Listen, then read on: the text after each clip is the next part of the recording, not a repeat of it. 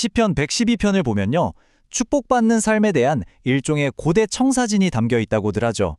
오늘은 송영찬 목사님의 묵상을 바탕으로 이 오래된 시가 지금 바로 우리의 삶에 어떤 놀라운 지혜를 던져주는지 같이 한번 깊이 파고 들어가 보겠습니다. 만약에요, 이 오래된 시연편에 진짜로 번영하는 삶의 청사진이 담겨 있다면 어떠실 것 같으세요? 여기서 말하는 번영은 단순히 돈이 많은 걸 넘어서는 겁니다. 어떤 상황에서도 흔들리지 않는 그런 안정감, 그리고 변치 않는 영원한 가치를 약속하는 삶. 시편 112편은요, 바로 그런 삶이 어떤 모습인지를 놀랍도록 선명하게 그려주고 있습니다.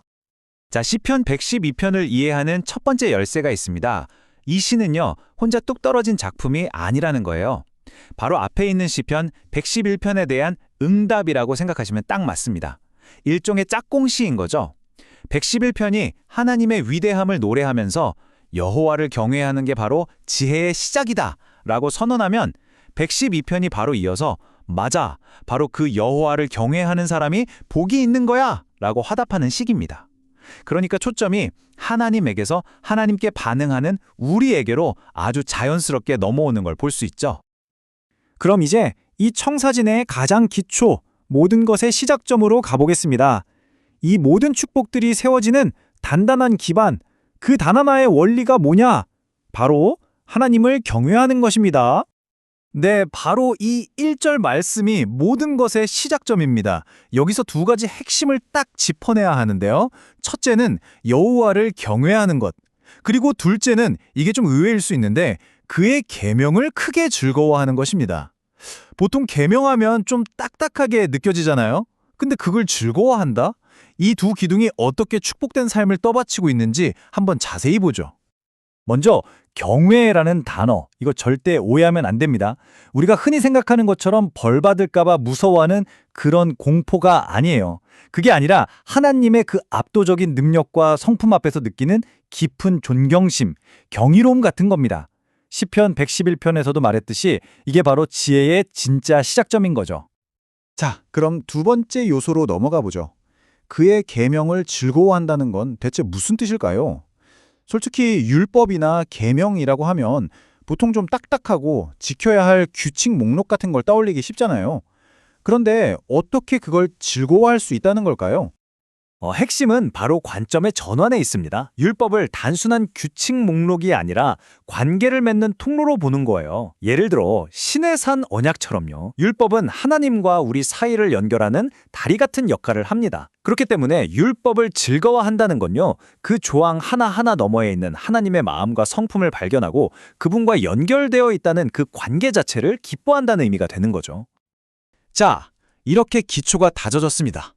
그럼 다음 단계로 넘어가 볼까요? 하나님을 경외하고 그분의 계명을 즐거워하는 이 기초가 세워졌을 때 그 사람의 내면이, 그 사람 자체가 어떻게 변해가는지를 보여줍니다.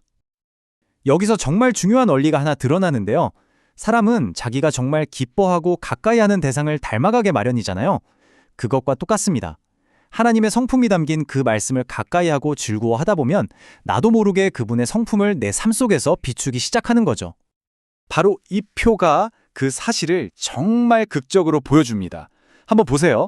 시편 111편에서 묘사된 하나님의 성품, 은혜로우시고 긍휼이 많으시며 의로우시다는 이 모습이요. 놀랍게도 시편 112편에 나오는 의인의 삶에서 그대로 반복됩니다. 은혜롭고 긍휼이 많고 의롭다고요. 이건 절대 우연이 아니죠. 바로 하나님을 닮아간 결과물인 겁니다. 자, 그럼 이제 이 청사진이 구체적으로 약속하는 결과물, 바로 축복들에 대해서 한번 살펴보겠습니다. 이렇게 하나님을 경외하고 닮아가는 삶을 살 때 과연 어떤 열매들이 맺히게 될까요? 시편을 보면요. 굉장히 구체적인 복들을 쭉 나열하고 있습니다. 강성한 후손, 또 집안의 부와 재물 같은 것도 있고요. 그리고 이런 것도 있어요. 캄캄한 어둠 속에서도 길을 비춰주는 빛, 즉 내면의 안정감이죠.